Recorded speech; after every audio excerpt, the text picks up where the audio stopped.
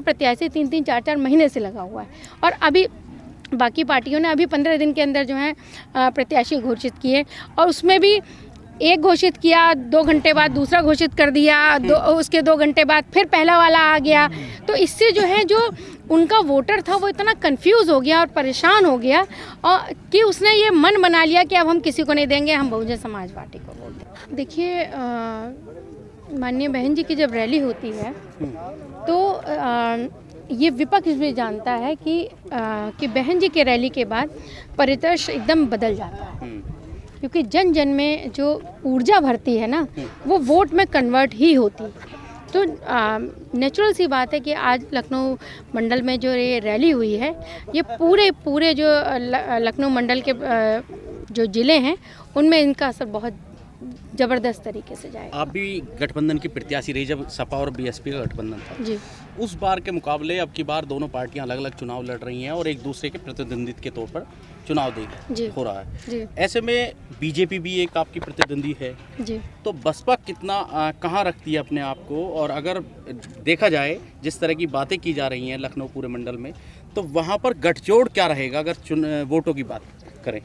देखिए राजनीति में अगर 2 पर 2 चुनाव होता है, जैसे कि जब हमने गठबंधन से चुनाव लड़ा था तो जो 2 लोगों में सिर्फ टक्कर थी, लेकिन जब त्रिकोणीय चुनाव होता है और बहुजन समाज पार्टी अकेले अपने दम पर चुनाव लड़ती है और सपा भी लड़ती है, भाजपा भी लड़ती है और अगर थोड़ा कांग्रेस भी अगर अच्छा लड़ रही होती तो उसमें सबसे ज़्यादा फ़ायदा जो है बहुजन समाज पार्टी का होता है। तो निश्चित रूप से 2022 का चुनाव बहुत निर्णायक चुनाव होगा और ज़्यादा से ज़्यादा बहुजन समाज पार्टी अब की बार कोई ऐसी लहर भी नहीं है जिस तरह से 2017 का चुनाव हुआ था, ना मोदी ना योगी ना बीजेपी का कोई ऐसा खास नज़र आ रहा है कहीं। तो ऐसे में बीएसपी को क्या फ़ायदा होता नज़र आ रहा है? आपको लग रहा है कि बीएसपी को उसका फ़ायदा मिलेगा या समाजवादी पार्टी को उसका फ़ायदा मिल जाएगा? देखिए बहुजन समाज पार्टी बहुत साइलेंटली काम करती है, क्योंकि मैं यहाँ पे लगी हुई हूँ, मुझे पता है, क्योंकि हम लोगों ने सबसे पहले जो है अपना कैंडिडेट डिसाइड किया और जब बहन जी कैंडिडेट डिसाइड करती हैं तो ये बिल्कुल तय हो जाता है कि कैंडिडेट यही रहेगा। तो एक मानसिक सुकून से जो वो कैंडिडेट चुनाव लड़ता है और जब जनता के बीच में जाता है और जनता के बीच में एक कॉन्फिडेंस पैदा करता है तो जनता को भी भरोसा होता है कि ये जो है प्रत्याशी हमारे लिए बहुत अच्छा है और बहुत समय मिलता है उसको। तो इस बार इस बात का बहुत ज़्यादा जो है फ़ायदा मिलेगा, क्योंकि हम लोग देख रहे हैं, क्योंकि हमारा प्रत्याशी 3-3, 4-4 महीने से लगा हुआ है और अभी बाकी पार्टियों ने अभी 15 दिन के अंदर जो है प्रत्याशी घोषित किए और उसमें भी एक घोषित किया, 2 घंटे बाद दूसरा घोषित कर दिया, उसके 2 घंटे बाद फिर पहला वाला आ गया। तो इससे जो है जो उनका वोटर था वो इतना कंफ्यूज हो गया और परेशान हो गया और कि उसने ये मन बना लिया कि अब हम किसी को नहीं देंगे, हम बहुजन समाज पार्टी को वोट देंगे। पार्टी वोट के बाद वोट का सिनेरियो क्या लगाया है आपने, क्या तय किया है? क्या जो आपका पार्टी वोट है उसके साथ साथ अदर जो वोट सिनेरियो है वो क्या तय किया है आपने? इस बार जो हमारा बेस वोट है उसके साथ साथ हमें मुस्लिम पूरा मिल रहा है, हमें बैकवर्ड काफ़ी सारा मिल रहा है और सबसे अच्छी बात यह है कि हमें सवर्ण बहुत मिल रहा है, क्योंकि ब्राह्मण के अलावा भी बहुत सारे जो लोग मिल रहे हैं जिन्होंने जो लॉ एंड ऑर्डर की वजह से हम लोग के साथ हैं। अच्छा जी। तो क्या लगता है अब की बार जो है चुनाव त्रिकोणीय होने के साथ क्या हर जगह त्रिकोणीय है या कहीं सपा के साथ आपकी भिड़ंत है या कहीं बीजेपी के साथ, ऐसा कुछ मुकाबला है? देखिए चुनाव यूपी में हर जगह त्रिकोणीय है, तो कहीं बसपा के साथ, देखिए बहुजन समाज पार्टी हर जगह लड़ रही है, कहीं पे वो सपा के साथ लड़ रही है और कहीं वो भाजपा के साथ लड़ रही है, लेकिन बहुजन समाज पार्टी पूरी तरह से पूरी दमखम के साथ लड़ रही है हर सीट पे। पीएम मोदी वाराणसी पहुंचे हैं, उन्होंने वहां पर काफ़ी समय बिताया, क्या लगता है कि अब की बार दलित कुछ डाका डाल पाएंगे वोट पर? देखिए बैकवर्ड ने, दलितों ने जो कोरोना के समय में जो उनके ऊपर बीती है उससे वो बिल्कुल त्रस्त आ चुका है, वो जान गया है। अच्छा ये जो अनाज वितरण कर रहे हैं, जो ये सब चीज़ें स्कीम ला रहे हैं ना, वो अच्छी तरह से जो है लोगों को पता है कि ये तो बाबा साहब हमें अधिकार देकर गए हैं, ये कोई खैरात नहीं हमको दे रहे हैं। ये तो हमको अधिकार मिला हुआ है, बाबा साहब ने हमको जो है खाद्य सुरक्षा अधिनियम का अधिकार दिया है कि अगर कोई भी व्यक्ति हमारे जो है भारत में भूखा नहीं मरना चाहिए। तो ये अब जनता को समझ में आ गया है, तो मुझे नहीं लगता कि इन चीज़ों का कोई असर होगा। और हाँ, योगी जी कह रहे हैं कि हम तमाम उन महिलाओं को, क्योंकि आप भी एक महिला हैं, और लड़कियां जब शादी लायक हो जाती हैं तो शादी के उसमें जब शादी होगी तो हम उनको 1 लाख रुपए देंगे। क्या इससे बीजेपी के प्रति कुछ मूव हो सकता है, खासकर लड़कियों का, महिलाओं का? देखिए, योगी जी कहते हैं कि जब लड़की बड़ी होगी शादी में हम देंगे। हमारे यहाँ बहन जी कहती हैं कि लड़की जब पैदा होगी तब हमें 1 लाख रुपए देंगे। तो आप बताइए कि आप खुद ही सोचिए ना कि जिस घर में बेटी पैदा हो और उसको उसी समय 1 लाख रुपए मिल जाए तो शादी तक तो कई लाख रुपए हो जाएगा उसका। तो जनता इतनी तो अवेयर ही है कि इस झांसे में नहीं आने वाली है। कब उसकी बेटी इस लायक होगी कि वो जो है अब जो है वो 5 साल बाद 10 साल बाद वो लाख रुपया देगा, तो उसकी कदर ही क्या रह गई, उसकी वैल्यू कुछ बची नहीं ना। धार्मिक तौर पर ध्रुवीकरण हो सकता है क्या वोटों का? नहीं, मुझे नहीं लगता। धार्मिक ध्रुवीकरण तो बिल्कुल नहीं हो सकता, क्योंकि मंदिर मुद्दा और सब चीज़ें बहुत कोशिश की उन्होंने हिंदू मुस्लिम करने की, मंदिर मुद्दा उठाने की, लेकिन अब जनता सिर्फ और सिर्फ रोजगार पे और सुरक्षा पे, नौकरी पे, इन सब मुद्दों पे। और सबसे बड़ी बात है कि 2 साल से जो बच्चा कोरोना में घर पे बैठा है, उनका सीधे सीधे कहना यह है कि बच्चों की पढ़ाई आपने रोक ली और चुनाव तो बरकरार है। मतलब आपको सत्ता चाहिए, बच्चों का भविष्य से आपका कोई लेना देना नहीं। लेकिन मैडम, धार्मिक मुद्दे को बीजेपी कुछ पीछे करके सुरक्षा का मुद्दा बहुत तेजी से आगे बढ़ा रही है, उसके नाम पे वोट मांग रही है। बहुत देर कर दी है।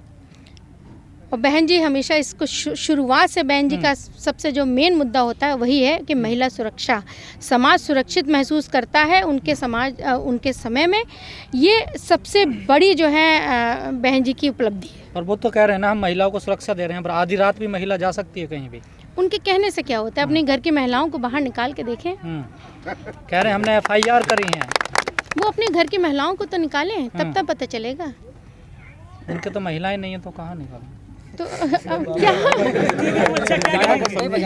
तो इसके लिए क्या कह सकते हैं बताइए? उस बात का तो मेरे पास कोई, उनको पता नहीं है ना इस चीज़ का, क्योंकि घर में बहू बेटियां होती हैं तो आदमी को उसका दर्द महसूस होता है। लेकिन जिस प्रकार से मन से भाषाएं चल रही हैं बीजेपी के नेता या विपक्ष के नेता हैं कि गर्मियां निकाल देंगे, कोई कह रहा चर्बियां निकाल देंगे, कोई जिन्ना की बात कर रहा, कोई गन्ने की बात कर रहा।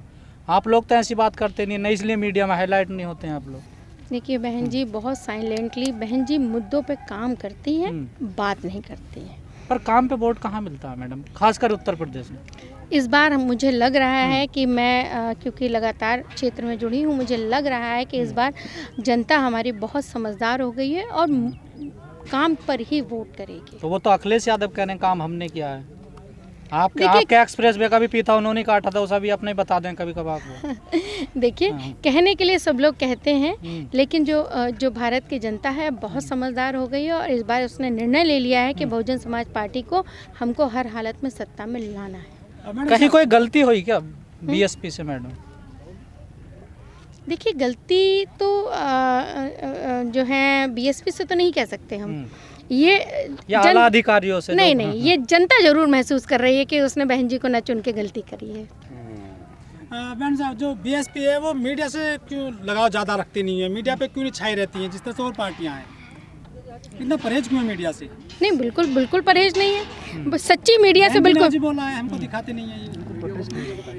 नहीं, सच्ची मीडिया को कभी बहन जी गलत नहीं कहती है, लेकिन जो लोग जो मीडिया जो दूसरों के कहने पे चलते हैं, आपको भी पता है कितने मीडिया हाउस जो है अडानी और अंबानी के, उनके बारे में ये बात कहती है। हम लोग जो है जो सही मीडिया है, सच्ची मीडिया है, जो ईमानदार मीडिया है, उसको हमेशा बहन जी इज्जत करती है। मैं मीडिया का जिक्र हुआ, बहुजन समाज ने अपना मीडिया क्यों खड़ा नहीं कर पाया, आखिर क्या वजह रही? बहुजन समाज पार्टी का जो मीडिया, सोशल मीडिया इस टाइम डेवलप हुआ है, उससे बड़ा कोई मीडिया ही नहीं है। उसमें तो देरी हो गई ना सोशल मीडिया में। नहीं, बिल्कुल कोई देरी नहीं हुई है। हम लोग कभी लेट नहीं है, इट्स नेवर टू लेट। कभी हम लेट नहीं हो सकते, जिस दिन से हम खड़े हो जाएं उस दिन से हमेशा आगे रहेंगे। पर सोशल मीडिया की पकड़ इतनी नहीं है ना जितनी मुख्य धारा। नहीं, बहुत ज़्यादा है, बहुत ज़्यादा है। इसलिए मैं कहती हूँ कि हम सभी लोगों से निवेदन करती हूँ कि कभी भी कोई चीज़, कोई ट्वीट आए, कुछ भी आए, उसको शेयर ज़रूर करिए। हम लोग शेयर करने से बचते हैं। अगर हमारे समाज का हर व्यक्ति शेयर करने लगे, चीज़ों को अप्रिशिएट करने लगे, शेयर करने लगे, तो हम लोग कहीं पीछे नहीं, हम लोगों से बहुत ज़्यादा आगे हैं, क्योंकि संख्या में ही ज़्यादा है। समाज की स्थिति वो है ना, वो अफोर्ड नहीं कर पा रहा ना उस प्रकार का मोबाइल, ना वो डाटा उसके पास है। नहीं, ऐसा नहीं मैं कहूँगी, क्योंकि मैं देख रही हूँ ना कि गांव में आदमी के पास खाने को नहीं होगा, लेकिन फ़ोन ज़रूर होगा। मैडम, पिछले साल बहन जी की सरकार में ये कहा गया था कि बहन जी ने बहुत पत्थर लगाए हैं पूरे देश में, जहाँ जहाँ सरकार उनकी चली जाए, लखनऊ में पत्थर एक बड़ा मुद्दा बना था। क्या मुद्दा रहेगा बहन जी की यदि सरकार आती है तो? वो जो लोग कहते थे कि पत्थर आप लगाए हैं, और वो जो कहने वाले लोग, पत्थर वाली सरकार, वो जो लोग कहते थे, आज वही जो लोग वो उसी पत्थर की वजह से बहन जी को वोट देंगे। कि जो लखनऊ की हालत बहन जी ने कर दी है ना, कि विश्व से अगर कोई भारत आता है तो उसका देखने का एक स्थान जो है लखनऊ भी होता है। वो हेरिटेज सिटी वो जो बना के दे दिया है ना, पूरे विश्व में इसका नाम हो गया है। लेकिन भाजपा वाले कह रहे हैं मंदिर बना रहे हैं, उसे देखते हैं लोग। देखिए, कहने कोई क्या कह रहा है इसके बारे में मुझे नहीं पता। मैं तो ग्राउंड रिपोर्ट जान रही हूँ कि विश्व से अगर भारत में कोई पर्यटक बाहर से आता है तो उसके लिए लखनऊ एक ऐसा स्थान होता है जिसको वो ज़रूर घूम के जाता है। लेकिन एक कहावत चलती है सोशल मीडिया पर, उसके मीम्स भी बनते हैं कि ये पहले नवाबों का शहर है, अब ये चमारों का शहर बन गया है। नहीं, मैंने तो ये सुना नहीं है, और मैं इसको नहीं मानती, क्योंकि ये तो कहा जाता लखनऊ को लखनऊ बहन जी ने बनाया है। लखनऊ को लखनऊ बहन जी ने बनाया, इसमें कोई दोहराया नहीं। ये तो आपने अपने मुंह से ही कह दिया।